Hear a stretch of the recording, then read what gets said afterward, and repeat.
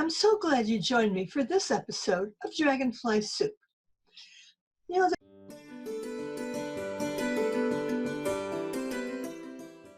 Hi, I'm Linda Watson-Call. I'm so glad you joined me for this episode of Dragonfly Soup. You know, there's something about nature that calms us.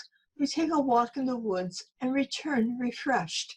Some people enjoy going to the beach. They don't have to go swimming. Just lay in the sand, soak in the sun.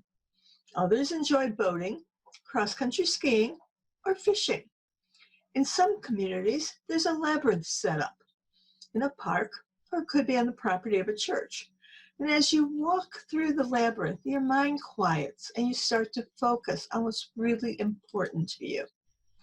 What all these activities have in common is nature, becoming quiet and focusing.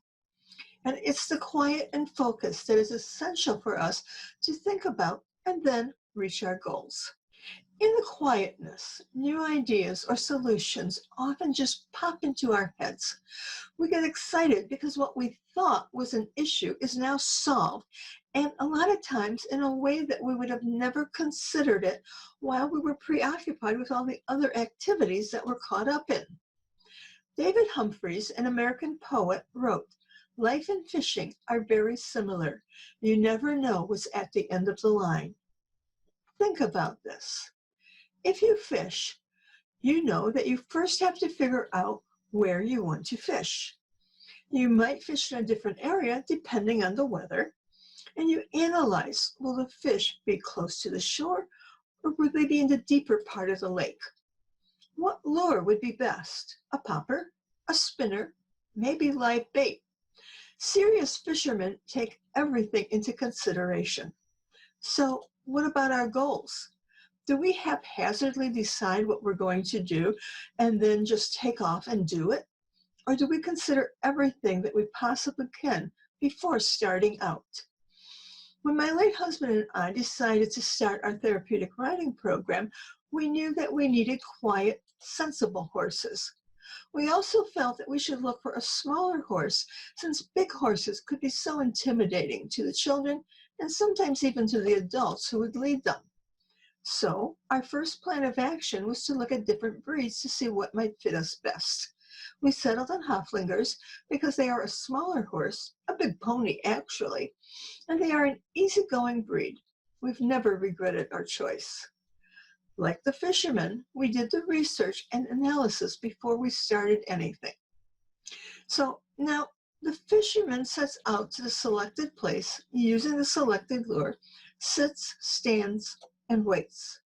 I suppose if you're trout fishing, you're going to cast and reel.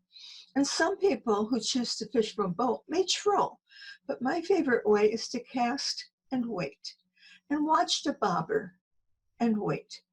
When fishing, a person doesn't say, "I threw my line out, nothing happened, I'm done here."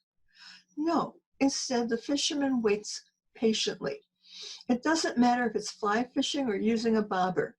The key is waiting, waiting patiently. Sooner or later, something will bite. It may be the prize, the keeper, or it may be one that you have to throw back. That part is irrelevant. What matters is you got a bite, and the waiting paid off.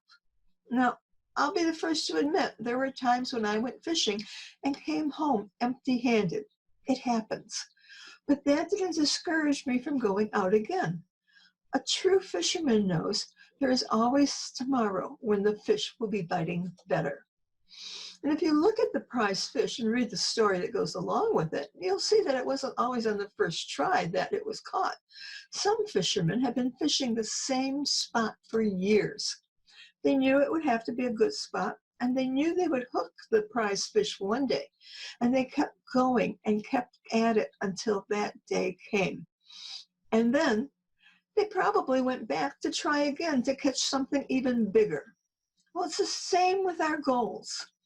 The first year that Pretty Pony Pastures opened, we had 4 therapeutic riders. Yes, 4 riders. 1 class, 4 riders. We didn't even have any English riders at that time. 4 riders was all we had to show at the end of our first year. But we waited. We were patient. And like the fishermen, we threw our line out into the area by posting cards in restaurants or at store bulletin boards. No bites. We had a website, and that's where the parents of our first riders learned about us. There was no Facebook at that time.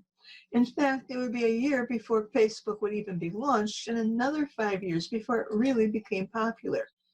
So we had to explore other ways to cast our line and draw in our customers. Our break came 2 years later when I was able to get an article run in the Flint paper about our facility. Not only did we get bites, we also got a few keepers, parents who wanted to sign up their child for our therapeutic riding lessons.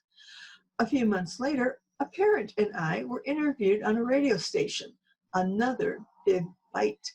Our numbers increased dramatically, and we felt like we finally caught the prize. But it didn't happen overnight. It took patience. We had to sit and wait. We cast our line out, different ways to reach our audience, and then wait to see if we got that bite. And just like the fishermen, every time we cast out an advertisement, we hoped for a bite. Just like the fishermen, sometimes the bites were not right, and sometimes there were none. But just like the fishermen, we exercised patience and eventually reached our goal of having a successful, inclusive riding facility. How about you? How often are you casting out your line in an attempt to reach your goal? How long have you been waiting? Or did you try something once or twice and decide to give up? Let me know either in an email or a message how you will change your bait, cast again, and wait patiently for your prize. And while you're at it, be sure to click like and share this week's episode with a friend. You might also want to check out our gift shop where you can purchase items like our Dragonfly Soup t-shirt, hoodies, or other gifts. The link is below. Or you can show your support for this program by clicking this link. Any contribution to help continue the series is greatly appreciated. And I'll see you next week, right here on Dragonfly Soup. Here's to our transformation and our best year ever.